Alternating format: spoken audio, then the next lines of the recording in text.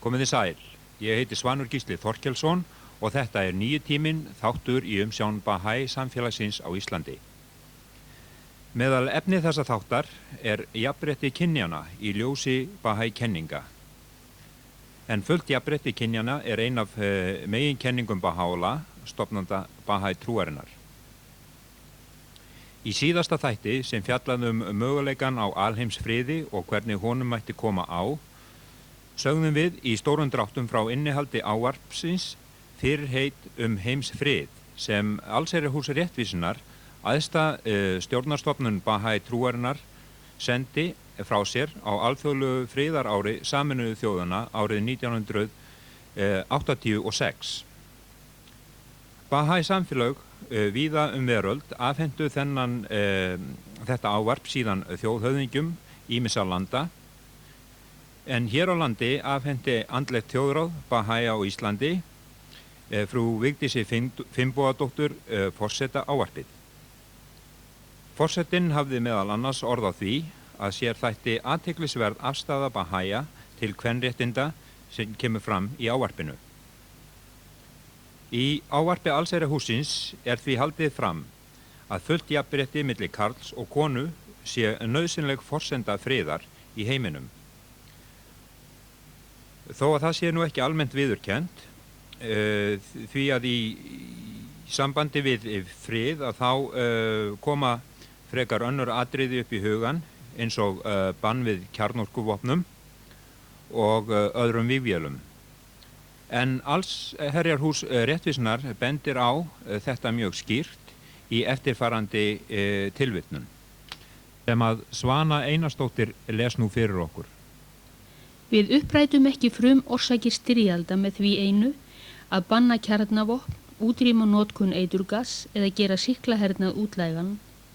Hversu mikilvægar sem slíkar aðgerðir eru sem skref á leiðin til friðar eru þær í sjálfu sér of yfirborðskendar til að hafa nokkur varanleg áhrif.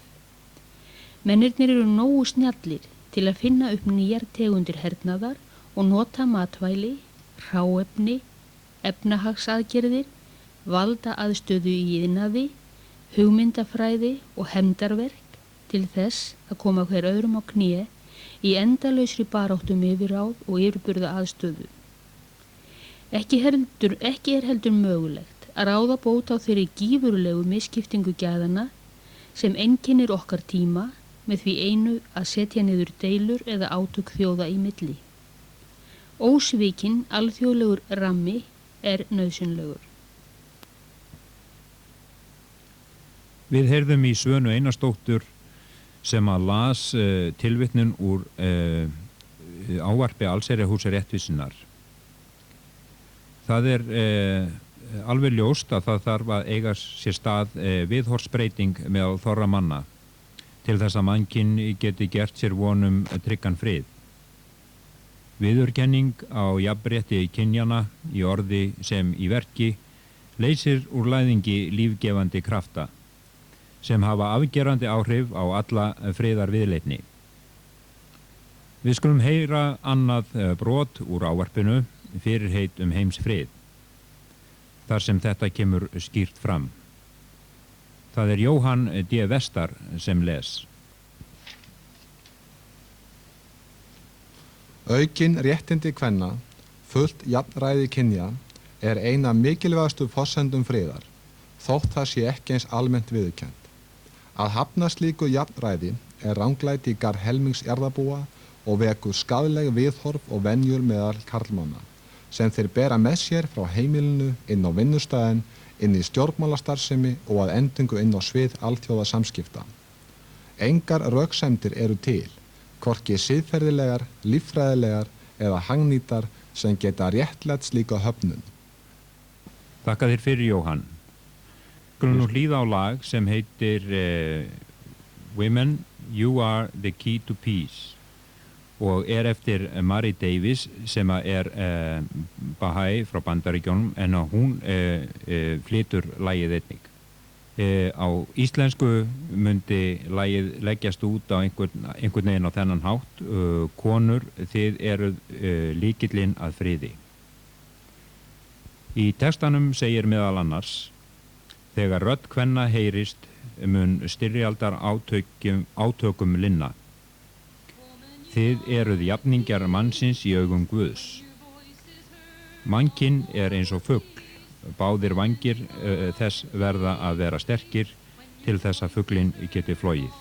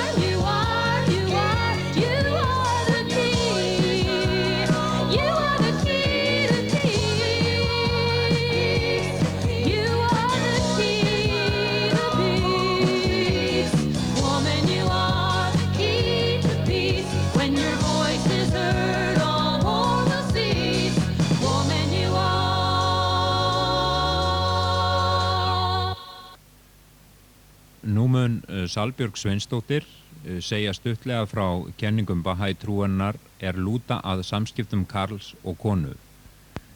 Jóhann D. Vestar og Jóhannes Ágúst Stefánsson munu einnig lesa úr ritningunum sama efni.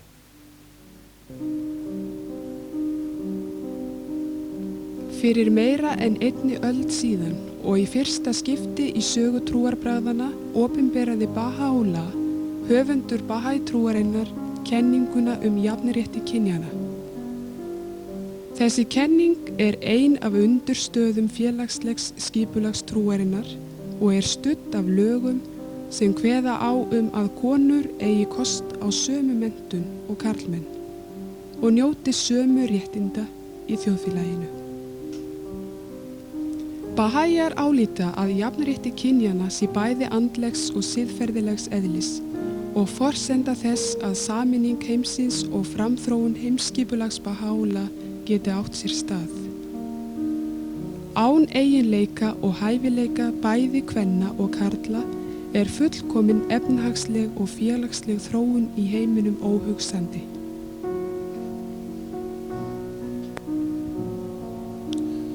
Ekki fyrir en kvenfólki nær sama stigi og karlmaðurinn, ekki fyrir en það nýtur sömu starfstækifæra mun framúrskarandi geta mannkynsins koma í ljós. Ekki fyrr mun mannkynið hefja flug sitt upp til hæða sinnar raunverulegu getu. Þegar vængirnir tveir eða aðilarnir vera jafn sterkir og njóta sömu réttinda, mun maðurinn hefja flug sitt til afar háleitra og stórkostlegra hæða. Þess vegna verður konan að hljóta sömu menntun og karlmaðurinn og öll mismunun að heyra sögunni til. Þannig gædd sömu dygðun og karlmaðurinn rís hún upp í gegnum öll stig mannlegra getu og verður jafningi karlmannsins. Þangað til þessu jafnrétti náð mun sönn framþróun og atgervi mannkynsins eiga við erfiðleika að etja. Það þannig karlmönnum í hag að stuðla að auknu jafnrétti. Þá fyrst konur fá fullt jafnrétti munu hæfileikar þeirra og geta njóta sín til fulls. Í þjóðfélagi okkar í dag sjáum við víða merki þess að kenningin jafnrétti kynjanna hefur skotið rótum. Heimurinn að breytast, nýr tími genginn í garð. Á liðnum öldum hefur heiminum verið stjórnað með afli og maðurinn hefur drottnað yfir konunni í krafti óbilgjarnari eiginleika sinna og árásar hneigðar, bæði andlegrar og líkamlegrar. En metaskálarnar að færast til nú þegar. Valdbeitingin má sín minna en áður og hugræn árverkni, innsæi og hinnar andlegu eigindir ástar og þjónustu sem hinnu sterku hliðar konunnar að ná yfirráðan. Þannig mótast nýji tíminn minna af eigindum karlmannsins en meira af kvenlegum hugsjónum, eða réttara sagt þetta verður sá tími þegar meira jafnvægi kemst á milli karllegrar og kvenlegrar þáttar símenningarinnar. Í meira en 100 ár hefur Baha'i heimssamfélagið viðurkennt kenninguna jafnrétti kynjanna og haft skilning á mikilvægi þess að koma jafnrétti bæði innan fjölskyldunar og í samfélaginu. Hjónabandið, sem grundvöllur fjölskyldunar að áliti Baha'a, hluti af þessari þróun. Sjálf giftingaráthöfnin felur í sér að hjónin hefja líf sitt saman á grundvelli sannrar andlegrar einingar og jafnréttis. Því bæði brúður og brúðgumi fara með eftirfarandi heiti við athöfnina. Vissulega munum við öll lúta vilja Guðs. Þessi eining og jafnrétti sem á rætur í réttindum og ábyrgð hvers einstaklings gagnvart Guði þróast innan fjölskyldunar. Það verður að kenna börnunum frá unga aldri gildismat og viðhorf sem hafa úrslita þýðingu í fyrsta lagi fyrir þróun einstaklingsins, síðan samfélagsins, þá þjóðarinnar og loks mannkynsins alls. Samkvæmt kenningum Baha'u'llah verður fjölskyldan sem þjóðfélagseining að hljóta menntun í samræmi við heilaga reglur. Það verður að uppfræða fjölskylduna alla dygðir. Stöðugt verður að gæta þess að fjölskylduböndin rofni ekki og það ekki leyfilegt að tróða á réttindum einstakra meðlima fjölskyldunar. Það má hvorki tróða á réttindum sonarins, föðurins eða móðurinnar, enginn þeirra má taka sér einræðisvald. Rétt eins og sonurinn hefur ákveðnar skyldur gagnvart föður sínum, hefur faðirinn á sama hátt ákveðnar skyldur gagnvart syni sínum. Móðurinn, systirinn og aðri meðlimir fjölskyldunar hafa hvert sig ákveðin sérréttindi. Öll þessi réttindi og sérréttindi verður að virða en samt sem áður verður að viðhalda einingu innan fjölskyldunar.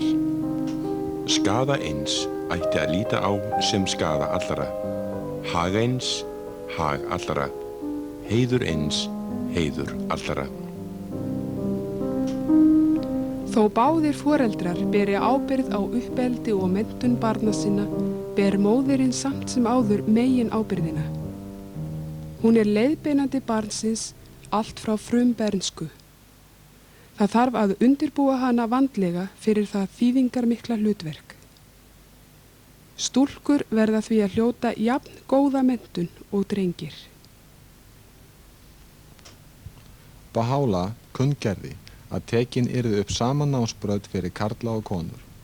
Dætur og synir verða að fylgja sömu námskrá og stuðla þar með að einingu kynjanna. Í Baha'i-ritunum eru konur hvattar til að þroska og nýta hæfileika sína til fulls. Velferð mannkynsins byggist á því að allir einstaklingar þess hafi tækifæri til að þroska með sér þá getu sem í þeim býr.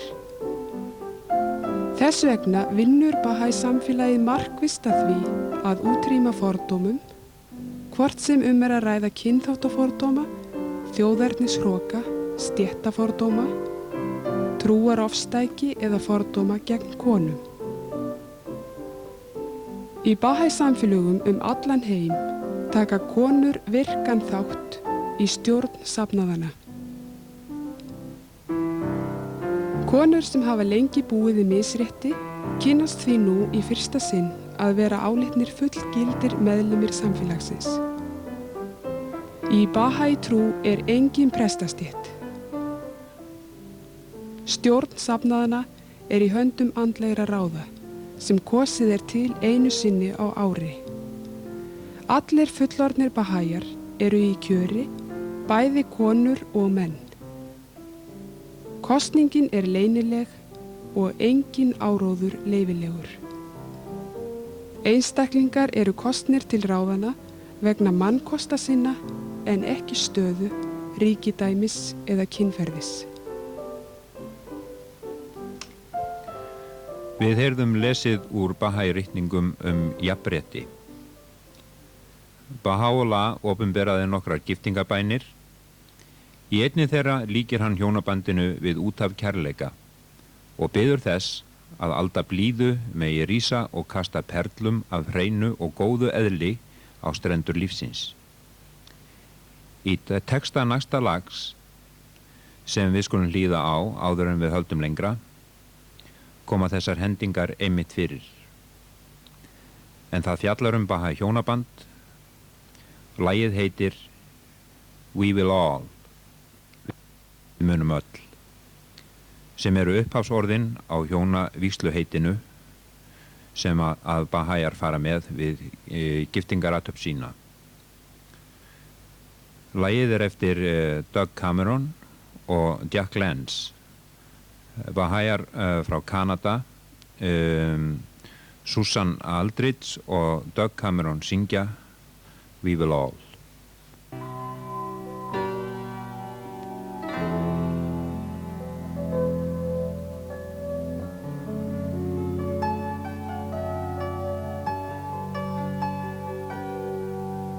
The marriage of our hearts in this world might tear our lives apart in this world.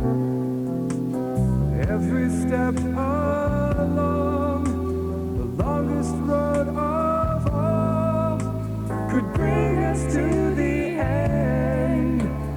Watch the pieces fall.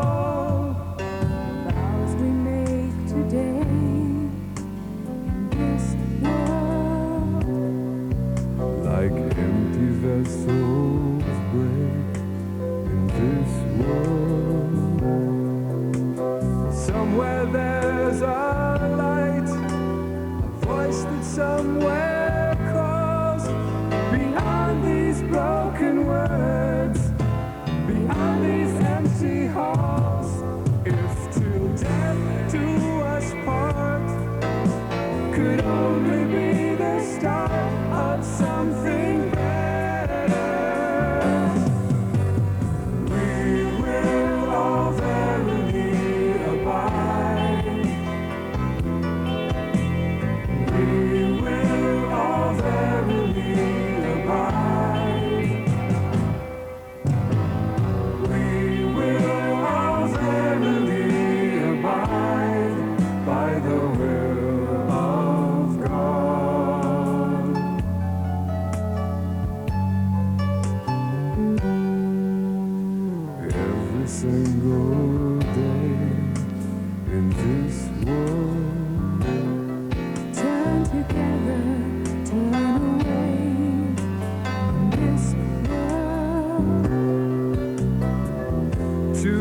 breeze that touch, Tender hearts that rush like waves against the shore.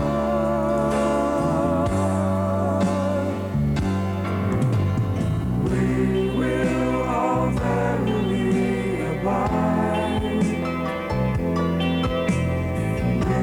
We will all verily abide. We will all verily abide by the will of God.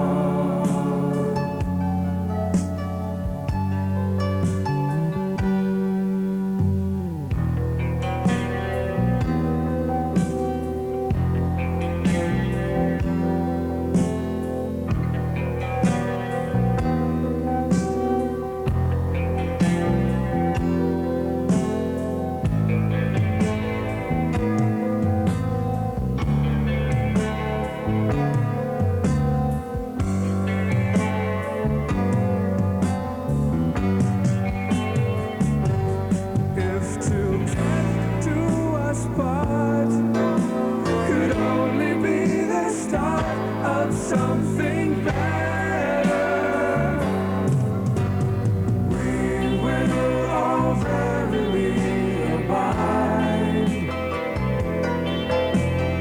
We will all verily abide. We will all verily abide by the will of God.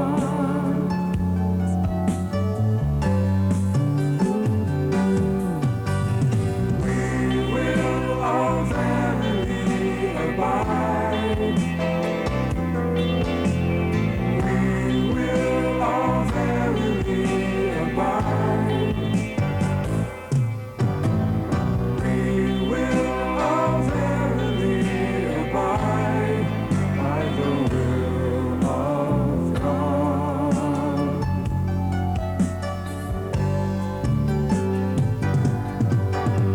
We will all verily abide. We will all verily abide. We will all verily abide. Hingað í þáttinn til okkar eru komin hjónin Sigríður Lóa Jónsdóttir og Sigurður Ingi Ásgeirsson. En þau sóttu námskeið samskipti maka í hjónabandi í fræðisetrinu Landeck í Sviss. Mig myndi langa til þess að spyrja þau nokkra spurninga það efni sem var fjallað þarna í Landeck, en kannski væri réttast að fræðast fyrst svolítið þetta fræðisetur. Sigurður, hvað er Landeck? Já, Landeck fræðasetur í eigu Bahai samfélagsins í Sviss. Þetta fræðasetur rekið sem sumarhótel og rétt hjá Bóden vatninu sem liggur á landamærum Sviss og Þýskalands. Þetta ákaflega fallegur staður, svona upp í hlíðunum á fjallinu. Já. Og þarna hafa Bahaiar eða gangast þeir fyrir námskeiðum allan ársins hring ýmis málefni og þetta eru líka námskeið sem aðrir en Bahaiar sækja og þetta eru margvísleg málefni og þarna kemur fólk víðsvegar að úr heiminum og fyrirlesarar eru þarna yfirleitt fólk sem eru sérfræðingar í sinni grein og mjög vel að sér í hinum ýmsu málum. Nú sóttu þið þarna námskeið samskipti maka í hjónabandi. Hver hélt þetta námskeið? Það er að segja, hver var fyrirlesarinn? Já, aðal fyrirlesarinn á námskeiðinu maður sem heitir Hussein Daness og hann kom reynda til Íslands árið 1985 og hélt þá hérna fyrirlestra, ekki hjónaband, fyrst og fremst málefni sem tengjast friði, en hann geðlæknir, menntaður sem geðlæknir, og hann var lengi aðstofaprófessor í geðlækningum og fjölskyldumeðferð við háskólan í Ottawa í Kanada, þar sem hann býr. Og sömuleiðis forstöðumaður stofnunar fyrir fjölskyldumeðferð þarna í sömu borg. Og svo hann starfandi líka í þjóðráði Bahá'í í Kanada, aðalritari þess. Segðu mér, hvað hérna fjallaði þetta námskeið Þetta hlýtur að hafa drepið á marga þætti. Þið getur kannski sagt okkur frá fáinum þeirra. Já, það var hérna margt fólk samankomið. Þarna voru 60 manns, hjón, flest.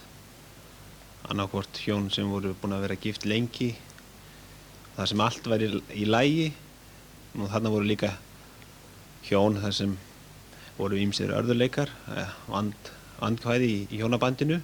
Það hefðu kannski komið þarna til að fá leita leiða til að bæta sitt hjónaband. Og þarna voru líka ungt fólk í tilhugalífinu sem var að hugleiða hjónaband. Og námskeiðið það var mjög athyglisvert og það fór þannig fram að Hussein Danesh hann hélt fyrirlestra samskipti í hjónabandi og ræddi ýmsa þætti í því sambandi. Við komum nú hérna kannski nánar að því á eftir. Og síðan á milli fyrirlestrana þá skiptum við okkur niður í starfshópa þar sem að við ræddum efni fyrirlestrana og síðan komum við aftur saman í fundarsalnum og þar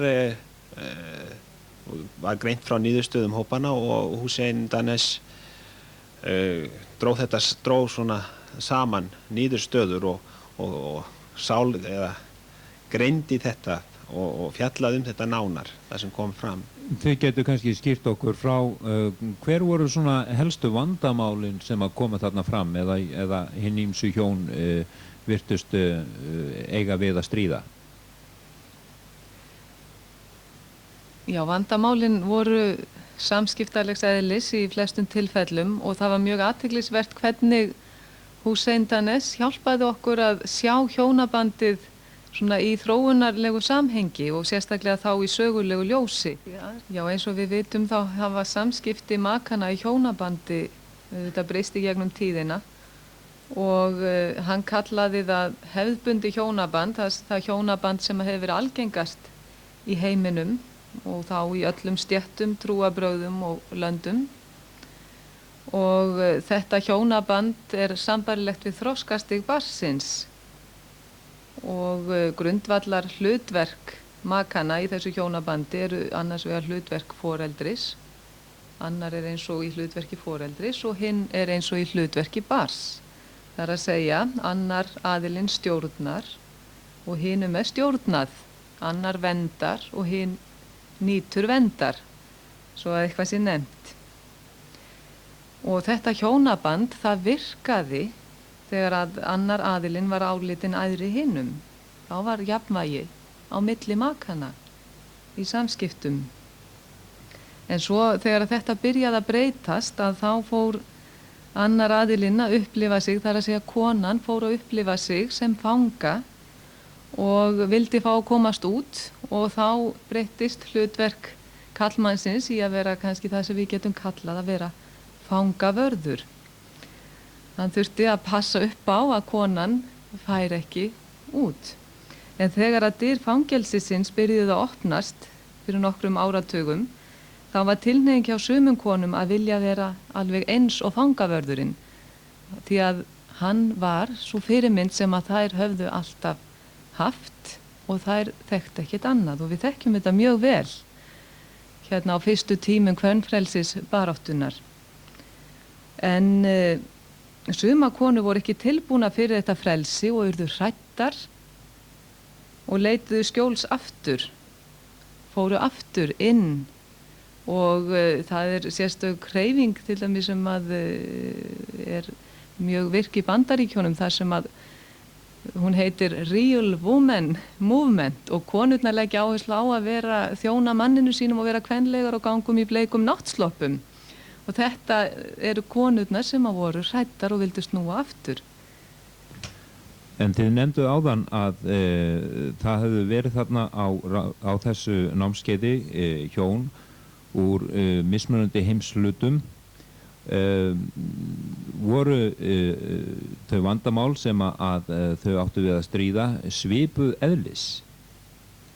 Eða voru þau allt önnur og misjöfn eftir hvaðan þau komu? Já, það var greinilega mismunur á mynstri í hjónabandi fólks eftir því hvað það kom og mér fannst sérstaklega athyglisvert að skoða og horfa á þessi blönduðu hjónabönd. Það var til dæmis nokkuð algengt, þarna væru kallmenn sem voru frá Asíu sem voru gifti konum frá Evrópu eða Bandaríkjónum og í vinnuhópunum okkar að þá kom fram að þessir kallmenn að þeir hefðu alist upp í þessu hefðbundna hjónabandi og vildu halda fast við það mynstur en konurnar að þær höfðu verið jafnvel aldar upp í annars konar mynstri og gerðu kröfu til annars. Og önnur tegund hjónaband sem að sem að var til sem viðbrögð við þessu hefðbundna hjónabandi kallaði Hussein Daness nútíma hjónabandið og í þessu svo kallaða nútíma hjónabandi þá eiginmaðurinn að skilgreina á ný skilning sinn á því hvað að vera karlmaður og eiginkonan hún leitar að eigin ímynd og hún reynir stöðugt að sýna meiri baráttu vilja og hlutverkin að breytast karlmaðurinn kannski fann að vinna minna utan heimilis, konan að vinna meira utan heimilis og hann gerir fleiri heimilistörf og hún finnur til sektarkenndar og reiði hugsanlega. Þannig að allt að riðlast og heilmikil átök sem að eiga sér stað. En þó að þetta hjónaband sé heilbrigðara en hið hefðbundna hjónaband, þá það ekki eins stöðugt eða traust. Og það mun halda áfram að vera svona óstöðugt þangað til að við lærum að þróa heilbrigðara form hjónabands. Já, það einmitt þetta sem ég langaði líka til að spyrja ef að við farið í gegnum barndóm og erum að fara í gegnum unglingsár hjónabandsins hvernig verða fullorðinsár hjónabandsins hvaða þróun liggur fyrir hjónabandinu eins og því var lýst þarna á námskeiðinu? Já, Daness, hann talaði það þetta þriðja stig sem hann nefndi hjónaband framtíðarinnar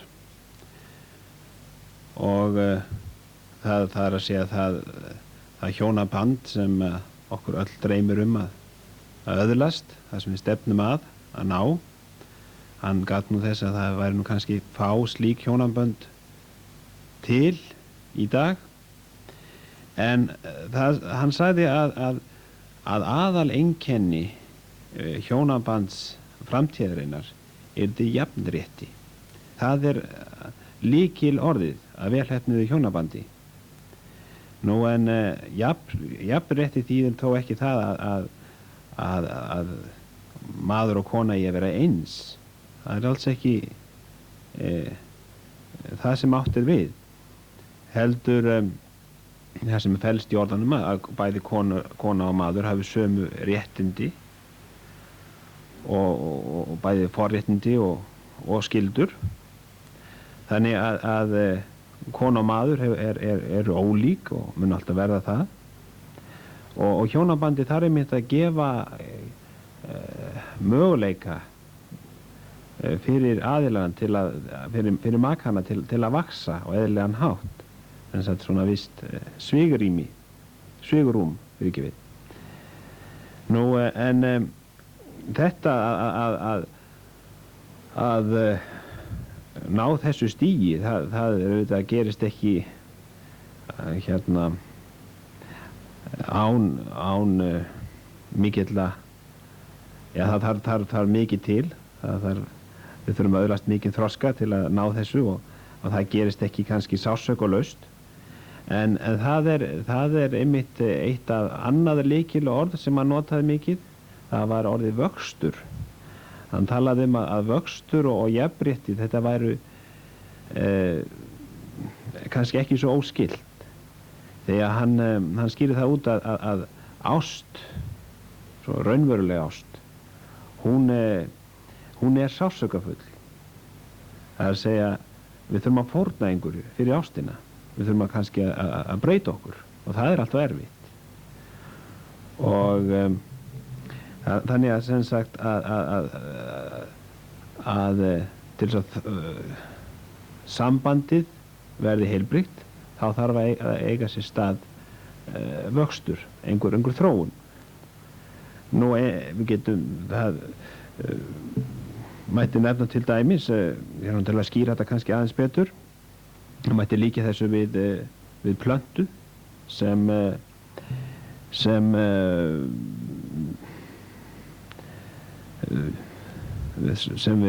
einhver garðyrkjumaður væri að rækta, að til þess að plantan verði sterk og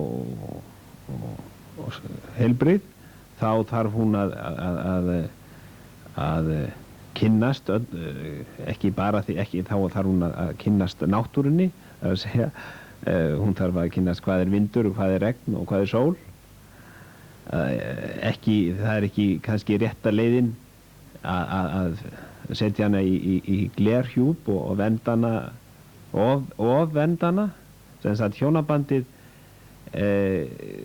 þarf að gangi í gegnum vist ferli, og hann benti okkur einmitt á að við ættum ekki vera hrædd við þessa erfiðleika sem koma fram í öllum hjónaböndum. Það er þetta stig, þetta samkeppnisstig, þegar hjónin eru svona hver vill vera að berjast um ráðin, yfir ráðin, þetta finnst í öllum hjónaböndum, og það er einmitt á þessu stigi sem margir skilnaðir eiga sér stað. Ef fólk verður hrætt, það hefur kannski elskað, það talið sér elska hinn aðilann, það verður alveg blind ást, svo allt í einu uppgöta það að hinn aðilinn er ekki eins og það hélt að við komum til hélt að hann væri, og þá verður svona, geta orðið ýmis átök, og þá oft verða ríku fólk í burtu og skilur. En hann benti okkur á það að þetta er sem sagt eðlilegt þroskamerki. Þannig að þarna eru makarnir að fara að vera sjálfstæðir, fara að vera þeir sjálfur meira. Þannig að við þurfum að þróast út úr þessu og upp í næsta stíði, sem sagt, að það sem ríkir jafnrétti, þar sem að við virðum skoðanir og tilfinningar hvors annars, en reynum ekki að bæla eða kúa hvort annað. Ég vil þá þakka ykkur hjónum Sigríði Lóu Jónsdóttur og Sigurði Inga Ásgeirssyni fyrir komuna í þáttinn. Saga Bahai trúarinnar geymir margar frásagnir af merkum konum eins og Maríu Rúmeníu drottningu, Lídíu Zamenhof sem var dóttir Ludvíks Zamenhof, en hann samdi meðal annars Esperanto, hið alþjóðlega tungumál. En frægust allra Bahai kvenna var Tahiri, persneskt ljóðskáld, píslarvottur, kvenfrelsis hetja. Hún hefur verið kölluð fyrsti kvenréttinda píslarvotturinn í Austurlöndum. Hún var einn fremsti lærisveinn Babsins, fyrirrennara Baha'u'lláh. Orðstír hennar barst víða. Sem dæmi má nefna að einn merkasti kvenréttinda frömuður Evrópu á sínum tíma, Marianne Haynes, nefndi hana fullkomnustu fyrirmynd kvenþjóðarinnar. Hér á eftir fer lag og ljóð sem tileinkað er Tahiri. Ljóð er eftir Edvard T. Jónsson, en að lagið er flutt af Jóhannesi Ágústi Stefánssyni. Og þar sem fer